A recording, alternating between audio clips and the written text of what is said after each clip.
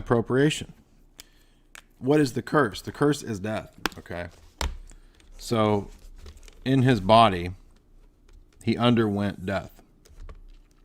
So Christ's humanity dies. We'll use black for the death. I guess that makes sense, right? So Christ's human nature willingly and truly undergoes death. And remember, we'll use logos here for the divine person, right? Logos, he is a eternal divine person. And his human nature, body, soul, will, mind, intellect, right? It truly dies. But it dies because he willed to undergo it. It doesn't die because he couldn't help himself and he was powerless, right? What does he say to Pilate? You could have no power over me unless it were given to you by heaven.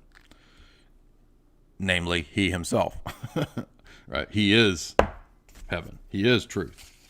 So when he is made a curse for us, it is because he is accepting willingly death in his humanity. But because he is a perfect man, he's the first human being to be completely perfect, right? He's succeeding where Adam fell. This death is going to have a reverse effect. This death is going to destroy the power of death, right? And Satan does not know what's going on. He had some inclinations, but you'll notice the temptations, he's testing to see if you are the Son of God. If you are, then do this, right? Satan's not omniscient. He doesn't know everything. He knew that there was going to be some seed that would crush his head.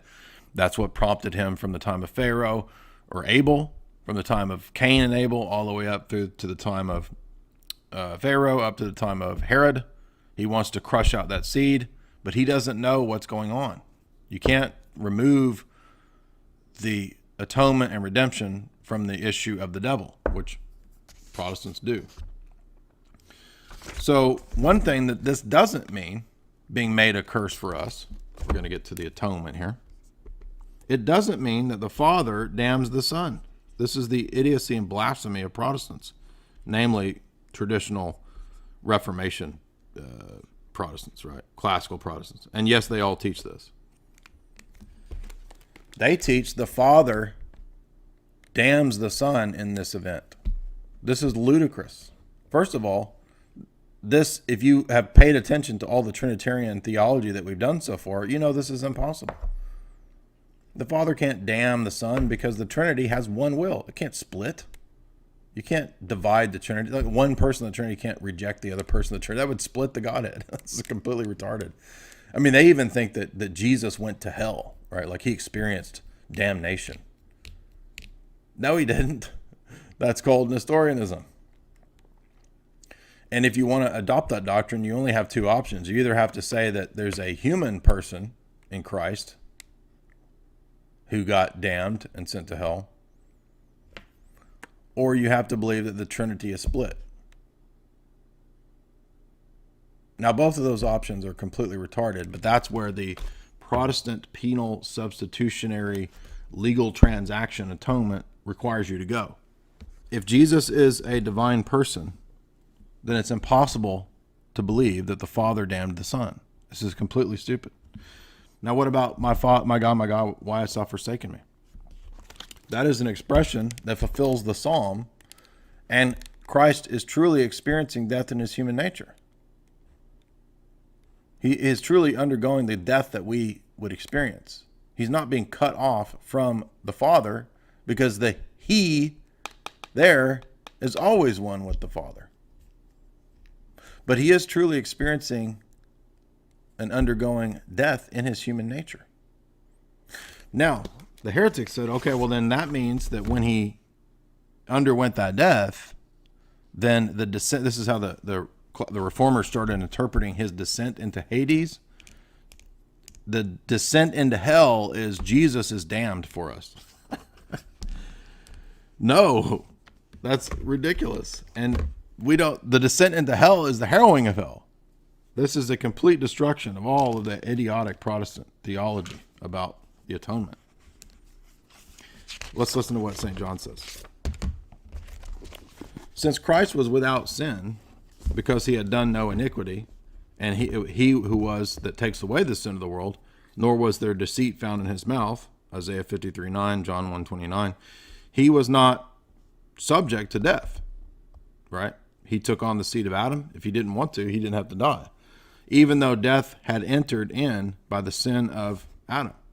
So for our sake, he submitted to death, and he dies, and he offers himself to the Father as a sacrifice. So rather than this being some stupid thing where the Father damns the Son, Christ offers his humanity and this death as an offering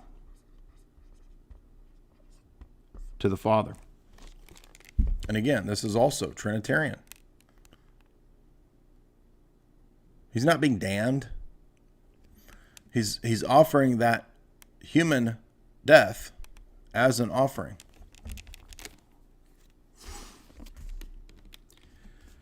Listen to this. He submits to death and offers himself to the Father as a sacrifice. For we had offended him, and it was necessary for him to take upon himself our redemption, that we might be loosed from the condemnation. For God forbid that the Lord's blood would have been offered to the tyrant. It's not offered to Satan, right? Wherefore, when death approaches, Satan, death, gulps down the bait of the body. So Satan is here. He thinks he's going to win. He takes Christ into his realm, Hades, right? He thinks, I've got him. He's dying. I've won. I'm going to snatch this prophet, this character, whoever he is. I'm going to take him down to Hades. He's mine. He's going to take him into the realm of Hades and hell. This is a spiritual realm. It's a reality, a place, spiritually speaking. When the wicked die, they go into this realm. They are owned by their master, Satan. But this is a trap, according to St. John Damascus. The body, he says, of Christ is a trap for Satan, because this is not the body of a mere man. This is the body of the Logos. And this body, even though it's undergoing death, is deified. We're going to draw some little power lines around it, right? Electricity power lines going around this body here. Even though it's undergoing death, it's not the body of a mere man. It is pierced by the hook of divinity. So then, having tasted of this sinless and life-giving body, when death takes this into its realm, Satan is he who has the power of death, right? Same thing, right? Satan has the power of death. He's not death, but he has the power of death, according to Paul. So when he takes this into his realm, this power behind this humanity, right? It's almost like the humanity hid the divinity. And even still, the humanity of Christ hides the divinity. I mean, when you talk to most people, when they talk about Jesus, they don't think of him as the second person of the Godhead, the Logos. The world has a natural, almost naturally, they think of Arianism or Nestorianism, right, when they think of Jesus. So this baits the devil.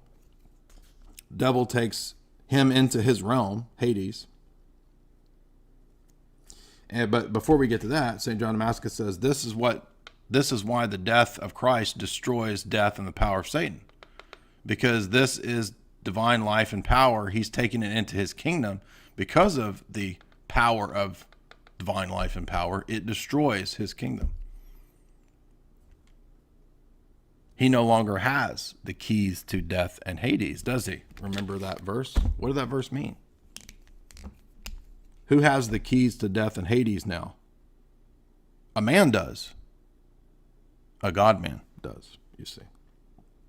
So by taking this divine, deified body into Hades, this is why the descent is so important, and why all the heretics don't even have the doctrine of the descent. So here's Hades down here. I guess it needs to be black, doesn't it? By the descent, by Satan taking this bait down here in the realm of Hades, this life-giving power here not only destroys this place, here's the Old Testament saints and patriarchs held, and they couldn't go to heaven yet because they were in a place called Abraham's bosom, but it still wasn't the heaven of heavens, right? So the realm of the dead, harrowing of hell, that's why we have this doctrine of the harrowing of hell, or call it harrowing of Hades, whatever.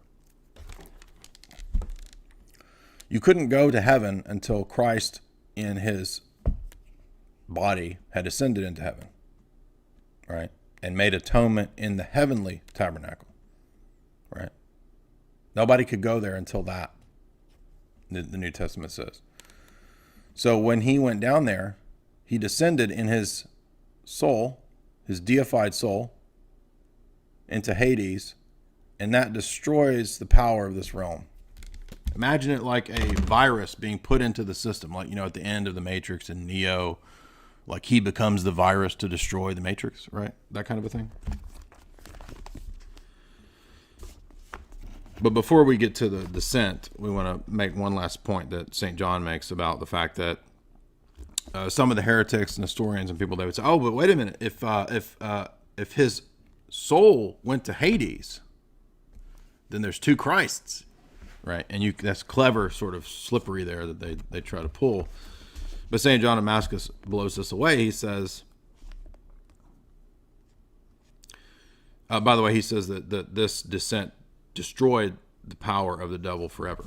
Destruction comes to the destroyer, the death of death and the death of Christ.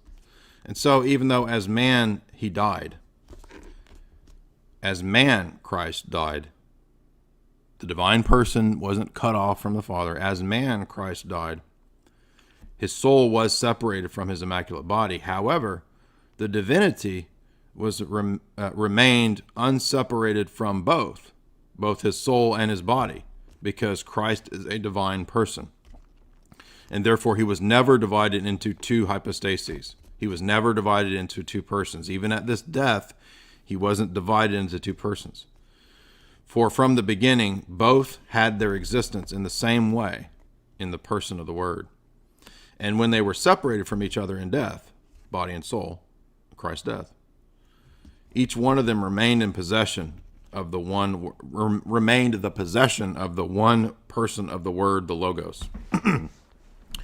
Hence, the one person of the Word existed as person of the Word and soul of the body. For neither the soul nor the body ever had any personal existence of their own other than the eternal Logos. There was never two Christs, ever, even in the death and the descent. Hence, the person of Christ was always one, and it was always hypostatically united, even in the death. You see no place for the Protestant transaction theory. The Father damns the Son so that we could get this legal status of righteousness. None of that nonsense anywhere here, because all that nonsense requires Nestorian Christology. Then he goes into the corruption that Christ's body experiences in the tomb. That he didn't experience, right? Listen to this. The word destruction has two meanings. It means human suffering such as hunger, thirst, weariness, piercing with nails, his death, separation of the soul from the body, etc. In this sense, we can say that the Lord's body was destructible because he did endure all these things willingly. Destruction, however, also means the complete dissolution of the body in its reduction to the elements of which it was composed. By many, this is more generally called corruption. This the Lord's body did not experience, because David prophesied, "You will not leave my soul in Hades, nor will you give my body over to corruption." Right? Psalm 15:10. Therefore, it is impious to say with certain heretics like Julian and Gaius that the Lord's body before the resurrection was indestructible in the first sense. It was not. For it was thus incorruptible. If it was incorruptible in that sense, then it wasn't consubstantial with us. And the things that he underwent, such as hunger and thirst and nails and death, were phantasms. That is, of course, a mockery and a hoax, mocking of the crucifixion, and we do not possess salvation if that is the case. However, the Lord's body was indestructible in the first sense, in that he underwent certain things willingly but that his body was not going to decompose.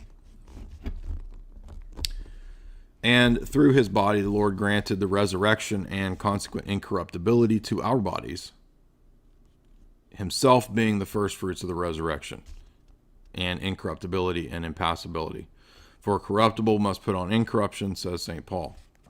Therefore, the deified soul of Christ, when it went down into Hades, it was as if the Son of Justice had rose upon the earth. So he's quoting Malachi 4:2 about the descent into Hades, which is interesting because a lot of people wouldn't think of Malachi 4:2 as the descent, but it is.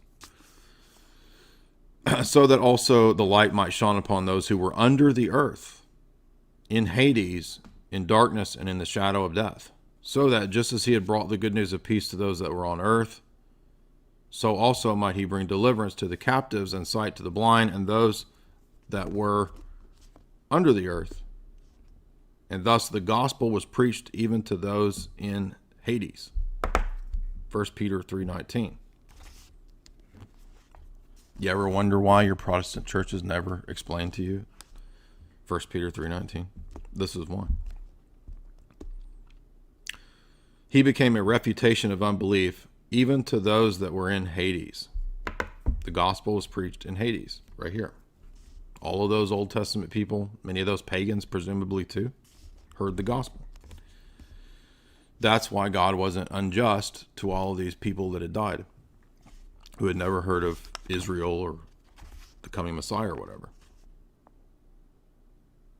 Thus, having loosed all of those that had been bound for ages in Hades, he came back from the dead and made possible the resurrection.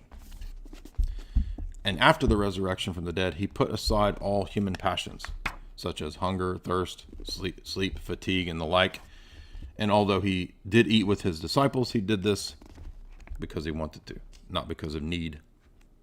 So we see then this is a very different doctrine from the Reformed nonsense doctrine of legal transactions and paying one person the Godhead pays the other, this infinite debt of all this garbage. Get that out of here. No, this is much more sensible, and it makes sense with the Christology that we have. You see, the Christology then helps explain all of these other mysterious texts that Protestants and Calvinists, and nowadays even the Roman Catholics, pass over. They don't even have, what's the point of the descent? What was the point of the descent? Yeah, okay, so you recite it in the creed, but what was the purpose of it? Have you ever wondered, why did he descend into Hades? What was the point of that? Well, St. John Damascus just told you why.